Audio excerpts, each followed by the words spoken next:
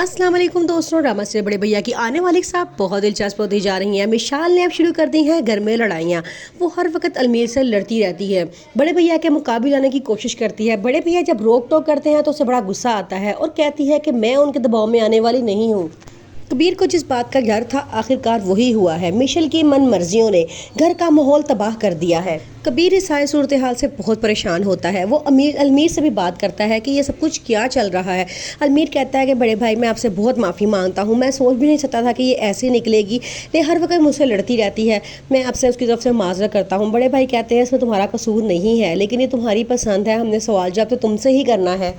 घर में birthday celebrations होती हैं और मिशेल और अलमीर कहीं निकल जाते हैं। जब वो लेट घर आते हैं सब उनका इंतज़ार कर केक काट चुके होते हैं। कबीर मिशेल को कहता है तुम्हें लोगों को टाइम का ख्याल रखना चाहिए था, टाइम पे आना चाहिए था, अब तो बर्थडे ख़त्म भी हो चुकी है। इस बात का मिशेल को बहुत गुस्सा चढ़ता है। वो गुस्से में कमरे में चली जाती है और जाते साथ ही अलमीर से लड़ना शुरू कर देती है और कहती है कि हर बात पे पाबंदी, हर बात पे रोक टोक, मैं नहीं रह सकती यहाँ पे, मैं अपनी मामा के पास वापस यूएसए जा रही हूँ।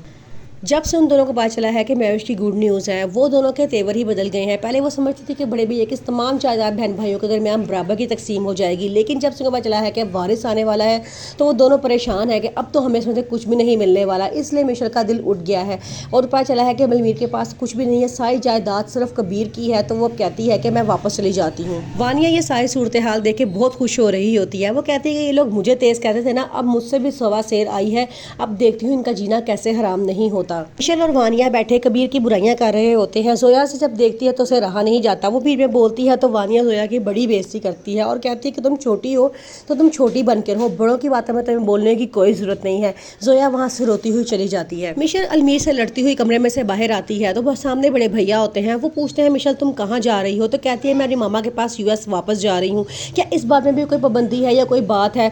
तो ये बात कबीर को बहुत बुरी लगती है। वो नाराज़ होकर कमरे में चला जाता है। अलमीर जाकर उसे मनाने की बहुत कोशिश करता है और क्या तो आगे से कबीर कहता है ये तुम्हारा ही कसूर है क्योंकि ये तुम्हारी पसंद थी, मैं बहुत खिलाफ था इस शादी के क्योंकि मैं जानता था कि वो लड़की ऐसी ही है, लेकिन तुमने जब जिद की, तुम्हारी जिद के आगे मुझे हार माननी पड़ी और मैंने तुम्हारी शादी उससे करवा दी। अब ना तुम खुश हो ना हम घर में से कोई खुश है। वानिया अपने कमरे में जाकर समीर से बहुत लड़ती है और कहती है कि चलो ठीक है, इस उम्र में बड़े भैया ने शादी कर ली है, लेकिन अब इस उम्र में बच्चे पैदा करता हुआ इंसान अच्छा तो नहीं ना लगता।